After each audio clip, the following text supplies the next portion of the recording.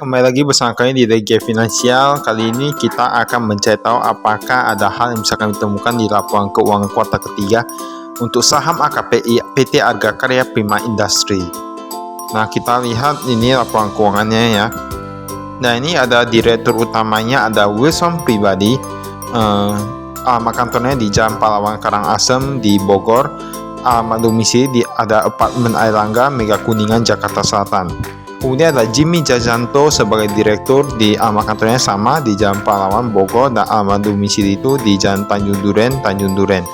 Nah, ini berarti kantornya itu sama-sama di Bogor ya. Tapi kalau untuk domisilinya itu sama-sama di Jakarta.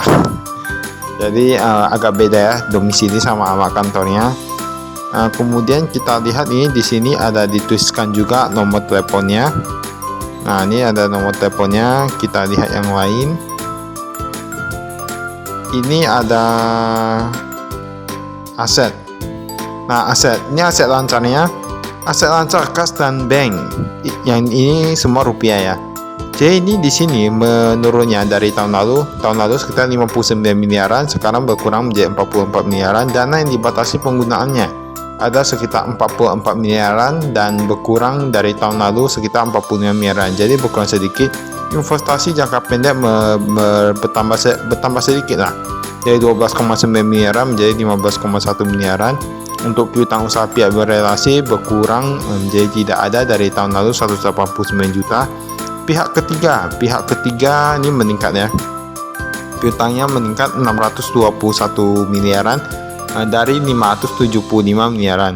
Kemudian kita lihat total aset lancar kurang lebih sekitar 1,1 triliunan dari 1,3 triliunan. Jadi aset lancarnya itu berkurang, bisa jadi karena liabilitasnya ataupun dari ekuitasnya. Nanti kita lihatnya sebenarnya dari mana. Di sini ada aset tidak lancar itu atau aset tetap. Itu sama ya, aset tidak lancar dan aset tetap itu sama. Investasi pada entitas asosiasi. Nah, ini hampir sama dengan tahun lalu 162 miliaran.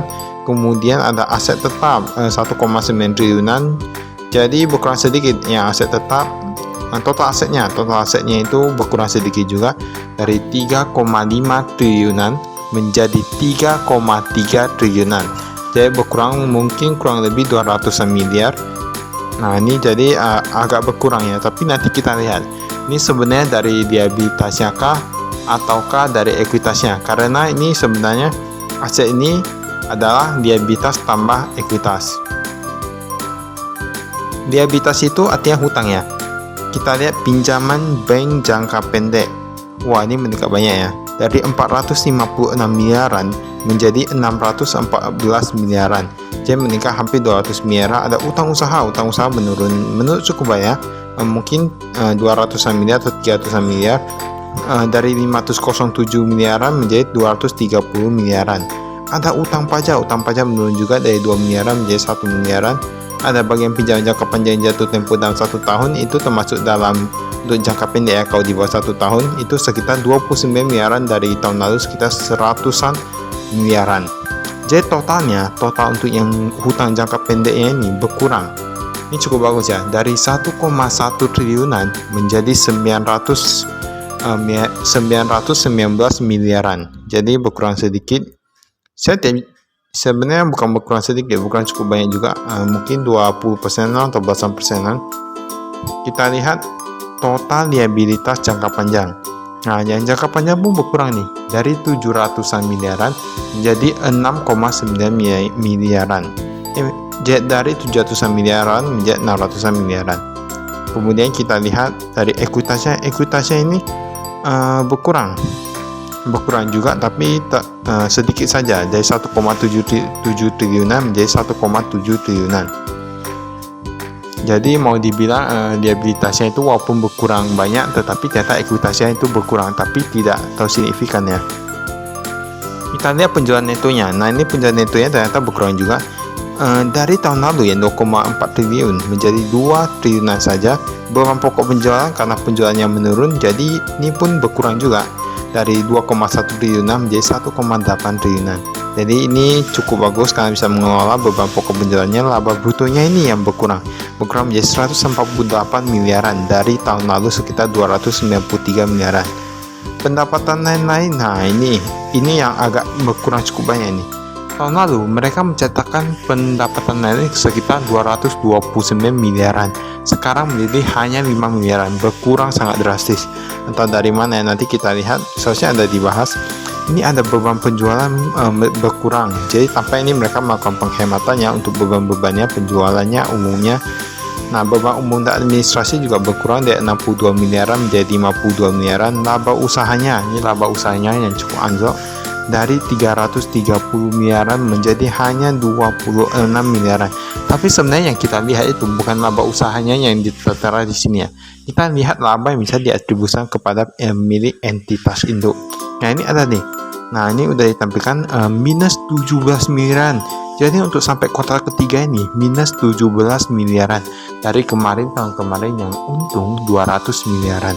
Nah, ini tampaknya cukup menurun ya untuk kinerja dari perusahaan ini, tapi kita lihat apakah ini hanya jangka pendek ataupun jangka panjang. Nah, kita lihat untuk yang arus kas dari aktivitas operasional, penerimaan dari pelanggan.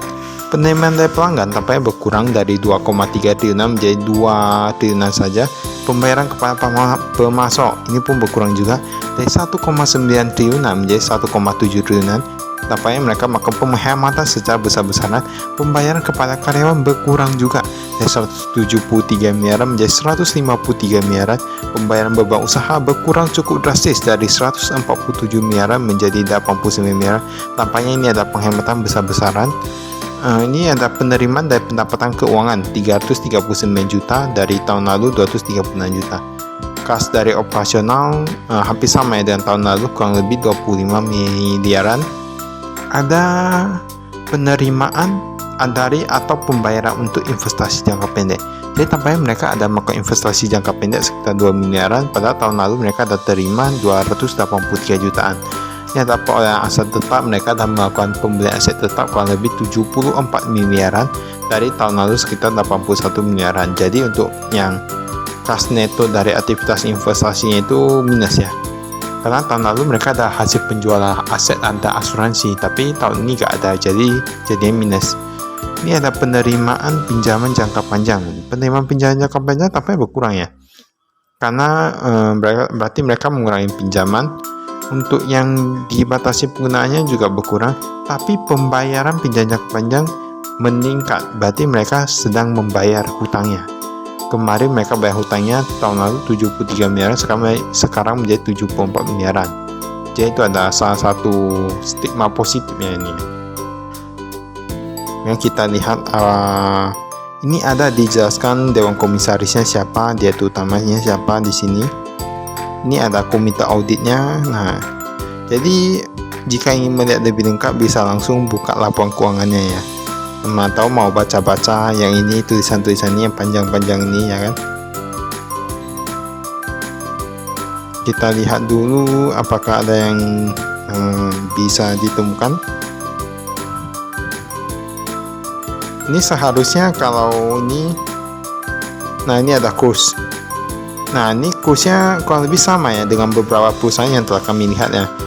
Yang 2022 mereka menggunakan kurs yang USD itu 15.700-an, sekarang menjadi 15.500-an.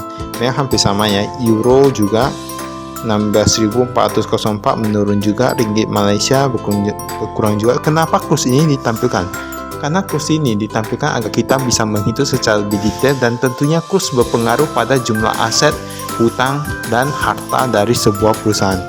Jika mereka memiliki mata uang asing ataupun pembayaran ataupun penerimaan dari mata uang asing.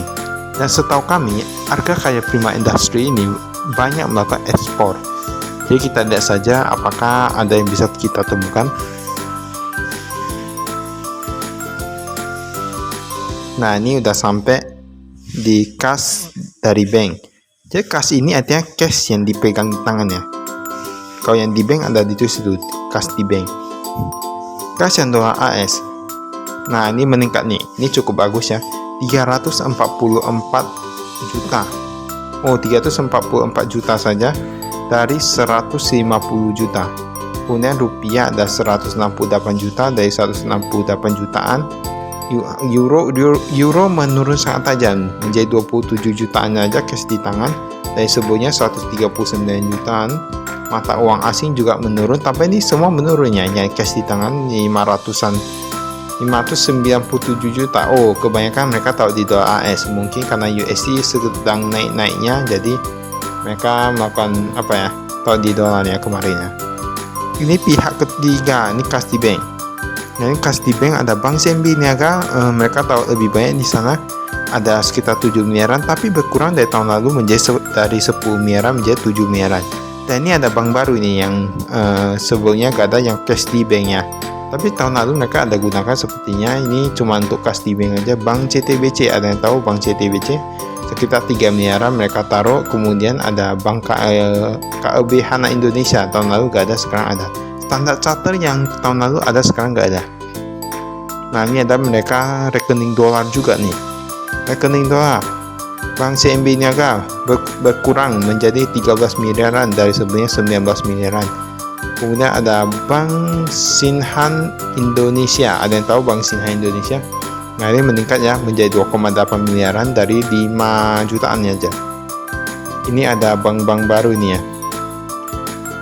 Nah, Standard Chartered Bank berkurang. Nah, ini ada Bank of China, mereka simpan ya. Kita simpan hampir sama dengan sebelumnya. Maybank yang jadi ada 15 jutaan. Ini ada rekening euro aja. Tadi ada rekening dolar, sekarang ada rekening euro. Rekening euro ada Bank CMB Niaga dari 7 miliaran menjadi 2 miliaran. Kemudian ada Bank Mega. Bank Mega dari 10 miliaran ya. 10 jutaan menjadi 9 jutaan. Ada rekening dolar Hong Kong, ada ditaruh di Bank of China kurang lebih 445 jutaan, berkurang dari tahun lalu sekitar 452 jutaan. Ini ada dana yang dibatasi penggunaan. Kita lihat di sini, dana yang dibatasi penggunaannya itu meningkat cukup tajam dari 7 miliaran menjadi 30 miliaran. Ada Bank CTBC meningkat cukup pesat. Bank Maybank sebelumnya nggak ada, jadi ada Bank Sinhan, KLB Hana Indonesia. Bank QNB meningkat cukup pesat juga dari 2 miliaran menjadi 8 miliaran untuk yang ditaruh di sini. Kemudian kita lihat untuk yang dolar banyak yang hilang nih. Bank Mega sudah nggak ada, Bank CTBC sudah nggak ada, Bank QNB juga sudah tidak ada. Bank CMB Niaga hampir sama, tapi ada sedikit penurunan. Bank Maybank yang baru.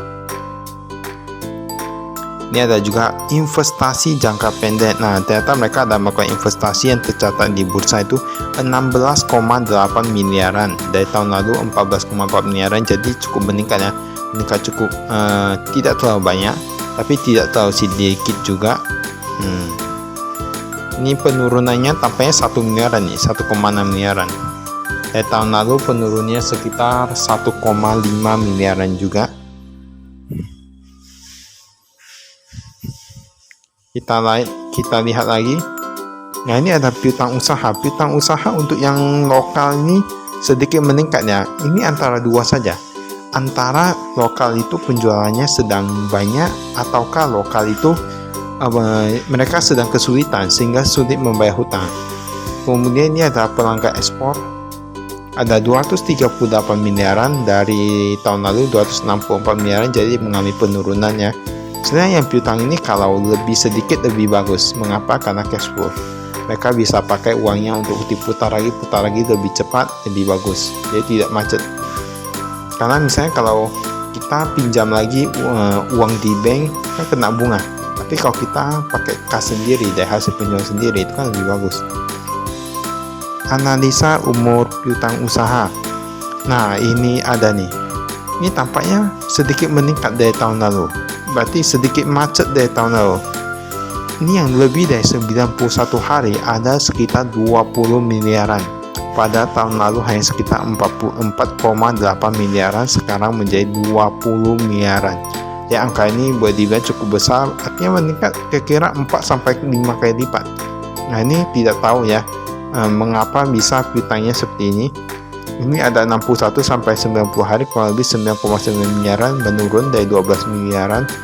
31 sampai 60 hari 26 miliaran, menurun dari 38 miliaran. Tapi yang lancar ini sedikit meningkatnya, 468 miliaran dari tahun lalu sekitar 425 miliaran.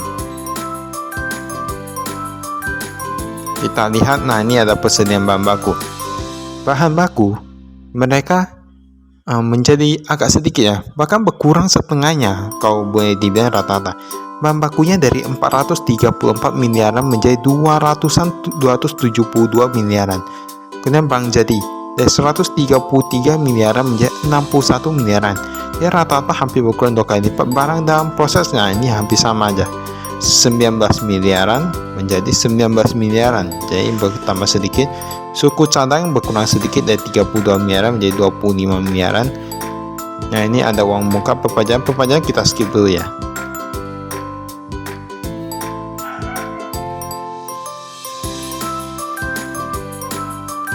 Ini kita lihat ada investasi pada entitas asosiasi. Ini ada ditulis Stenta Film Malaysia. Tapi kita lihat dulu. Oh, ini ternyata dari 2022 sampai 2023 kepemilikannya sama ya. Jadi tidak ada pengurangan dan tidak ada penambahan. Kita lihat kepemilikannya itu kurang lebih sekitar 22,75%. Ini ada diterangkan semua. Jadi untuk Anda yang rajin bisa buka ya. Bisa buka, bisa baca-baca. Ini untuk yang 2023. Tanah ada penambahan 46 jutaan, bangunan ada penambahan 3 miliaran, prasarana 2 miliaran, mesin dan peralatan 26 miliaran, instalasi listrik 1 miliaran, genset dan oil boiler penambahan 5 miliaran, peralatan pabrik meningkat 5 miliaran, kendaraan bermotor ada tambah 3,9 miliaran, tapi ada pengurangan juga. Tapi semua itu ingat, setiap penambahan aset tetap itu ada juga namanya penyusutan.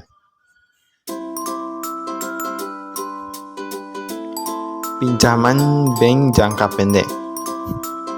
Ada Bank CTBC Indonesia. Wah, ini jumlahnya rata-rata banyak nih. Entah karena piutangnya tadi ada macet atau enggak, tapi seharusnya tidak terlalu berpengaruh ya. Tapi kayaknya 20 miliaran saja. Bank CTBC Indonesia, Bank QNB, CMB Niaga, Sinhan, KBH Bank, totalnya menjadi 217 miliaran untuk yang jangka pendek dari 55 miliaran saja. Jadi hutangnya itu bertambah sangat besar ya. Kemudian ini Doa AS. Doa AS ada Bank CMB Niaga dan lain-lain. Bisa dilihat. Nah, kalau ini penjelasan dari bank-banknya ya. Perjanjian apa yang mereka lakukan di bank, suku bunganya berapa. Utang kepada pemasok luar negeri. Nah, utangnya ini tampaknya menurun. Dari yang 2022 tahun lalu itu sebesar 346 miliaran menjadi 105 miliaran tahun ini. Kemudian ada pemasok lokal. Itu yang kota ketiga ya. Pemasok lokal untuk tahun lalu ada 161 miliaran menjadi 124 miliaran. Total utang usaha kepada pihak ketiga ada rupiah, ada dolar AS, ada dolar Hongkong, dan lainnya ada euro juga. Nah, ini ada dijelaskan semua.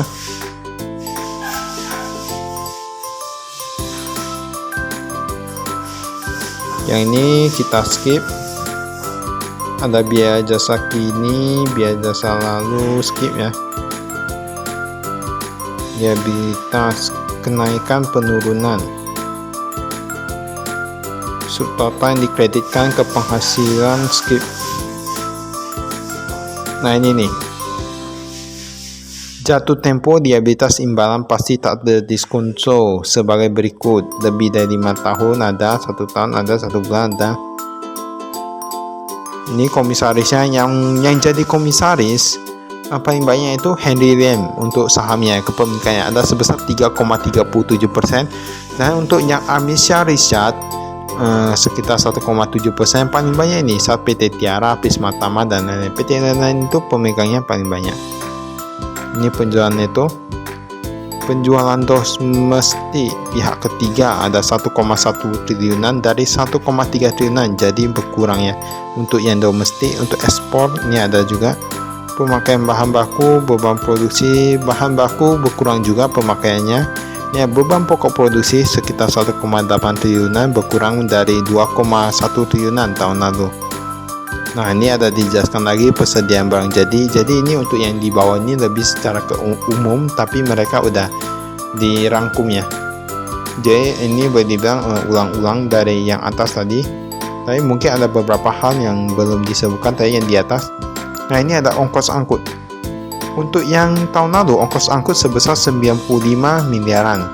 Dan tahun ini kuartal ketiga 43 miliaran. Ya, berkurang sedikit. Komisi dan asuransi berkurang juga. Gaji dan kesejahteraan karyawan berkurang juga. Jamuan dan representasi meningkat 2 miliaran mungkin ya, 1 sampai 2 miliaran. Perjalanan dinas berkurang juga dari 6 miliaran menjadi 4 miliaran. Dan biaya bank yang meningkat, semua rata-rata ada yang meningkat, ada yang menurun. Gaji dan kesejahteraan karyawan 34 miliaran dari 46 miliaran. Jadi mereka berkurang cukup banyak ya. Tapi ini periodenya berakhir untuk yang September kuartal ketiga. Kita lihat nih ada dikatakan pendapatan lain-lain dari hasil klaim asuransi, dividen, pihak ketiga dan lain-lain.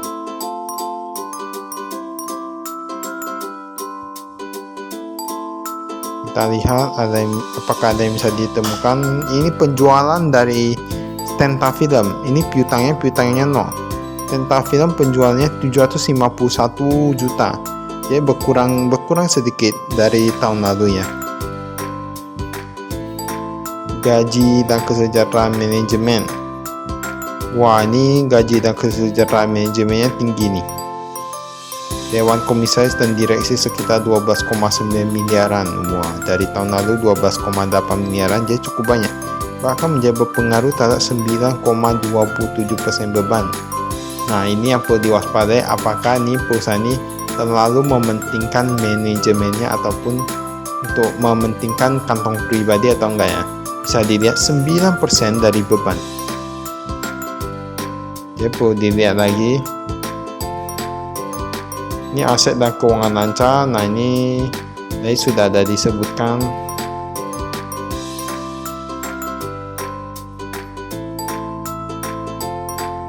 Kita lihat lagi.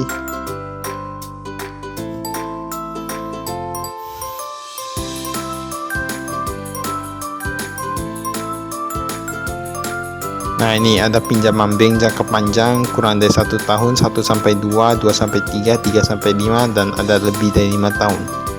Jadi ini semua yang ada dijelaskan semua, tapi yang lebih apa itu pinjaman jangka panjang karena dia meliputi lebih dari 1 tahun. Biasa kalau di bawah 1 tahun itu di jangka pendek.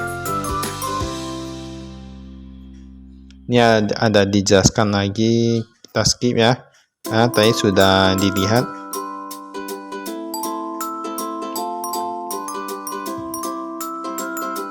Nah, ini nih.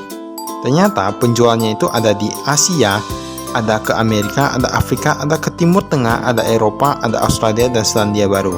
Dan rata-rata kalau di sini menurun ya, tapi totalnya itu mencapai 2 triliunan. Dari tahun lalu 2,4 triliunan, jadi menurun paling 400-an miliar saja. Indonesia paling banyak menempati urutan pertama. Asia yang kedua. Nah, ini jadi bisa dilihat. Kemudian mereka ada aset. Nah, ini di Indonesia ada aset 3,3 triliunan dari 3,5 triliunan. Jadi berkurang sedikit. Hong Kong menurun sedikit 468 juta. Jadi semua bisa dilihat. Ini untuk yang kuartal ketiga. Nah, tampaknya sudah habis ya laporan keuangannya. Baiklah, itu saja dari kami. Sekian dan terima kasih. Salam investasi.